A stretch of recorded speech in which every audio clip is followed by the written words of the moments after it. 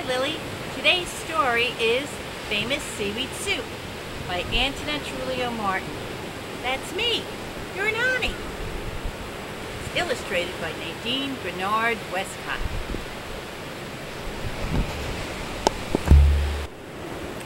Famous Seaweed Soup by Antoinette Martin. Illustrated by Nadine Bernard Westcott. Published by the Albert Whitman and Company, Morton Grove, Illinois. This book is dedicated to my three little beach bums, Sarah, Haley, and Robin, ATM, and also to Becky and Wendy, NBW. On a hot summer Sunday, Daddy laid out the blue and white striped beach blanket on the warm sand and set up the yellow umbrella for shade. Mommy put Haley on the blanket and searched for a rattle deep in the bottom of the green beach bag. Haley tasted her toes. Sarah dragged her red knapsack to the water's edge and dumped out everything. It was time to make her famous seaweed soup.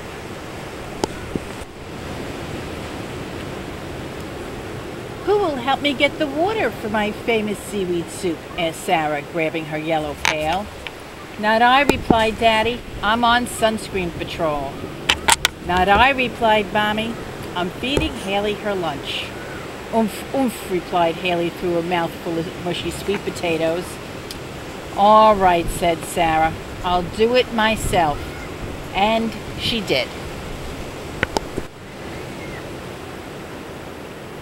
Sarah waded out into the bay up to her knees where the water was cool and clear. Slowly she turned around and around while carefully filling the yellow pail with only the top of the glistening bay.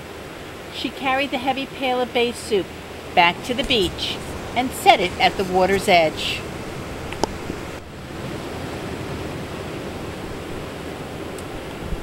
When the job was done, Sarah asked, "Who will help me collect seaweed for my famous seaweed soup?" "Not I," replied Daddy. "I'm looking for our favorite radio station." "Not I," replied Mommy. "I'm burping Haley." "Burp," replied Haley. "Agoo." "All right," said Sarah. "I'll do it myself." And she did.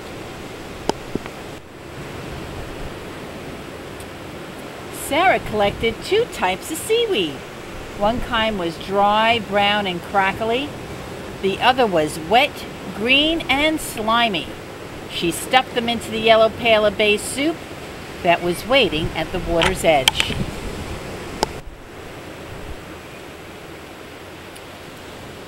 When the job was done, Sarah asked, "Who will help me gather snails for my famous seaweed soup?" "Not I," replied Daddy. "I'm fixing the snarl in your reel so we can go fishing later." "Not I," replied Mommy. "I'm chatting with my friend." "Da-da-dee-gabagoo," replied Haley to her friend. "All right," said Sarah. "I'll do it myself." And she did.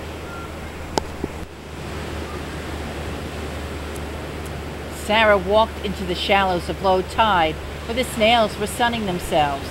Most were shy and small. The bigger ones slowly oozed their gooey bodies outside when Sarah held them quietly in her hand. But they always popped back in when she tried to pet them. "Don't worry," whispered Sarah. "I'll bring you home after we're finished playing." Sarah gathered 21 snails. 7 had tiny barnacles on them, which are considered a delicacy by famous seaweed soup lovers. She plooped the snails one by one into the yellow pail of seaweedy bay soup that was waiting at the water's edge.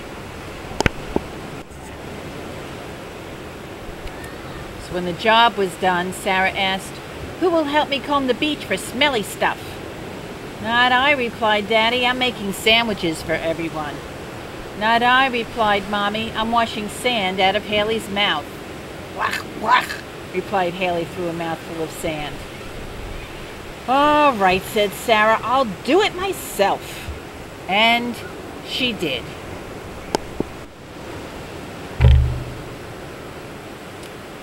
Sarah skipped along and about the beach and found a sandy seagull feather, a smelly horseshoe crab tail, and 2 of its claws. blue beach glass, a rare find, 3 shells with a bit of dry clam left inside, and a floppy see-through sand crab. She also picked up a dozen or so periwinkle shells for a necklace she was making. Sarah saved the seagull feather, periwinkles, and blue beach glass in her sundress pocket. She plopped the other smelly things into the yellow pail of seaweedy, snaily bay soup that was waiting at the water's edge.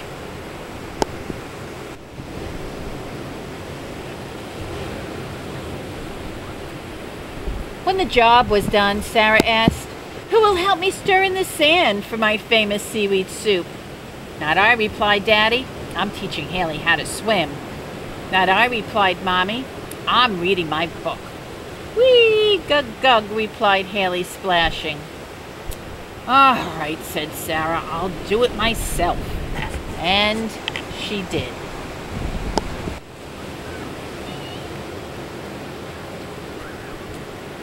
Sarah carefully drizzled warm golden sand into the yellow pail filled with smelly, seaweedy, snaily bay soup that was waiting at the water's edge. She stirred the soup with the seagull feather. She stirred and stirred until the seaweed soup was just right, famously right.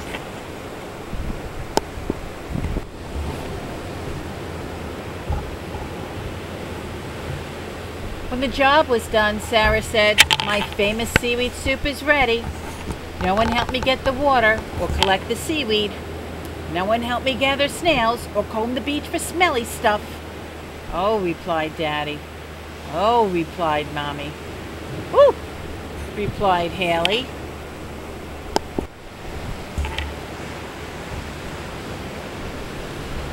"'Cause no one helped me," said Sarah. "You will all have to eat my famous seaweed soup." Daddy sloppily slurped. "Yum." Mommy daintily sipped. "Ooh, wonderful. Much more flavor than yesterday's batch." And Haley happily giggled. "Whee!" "Of course," said Sarah. "It's my famous seaweed soup, the best batch ever. And I made it myself."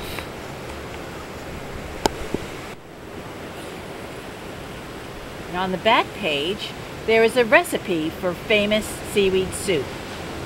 Go on out and make your own famous seaweed soup.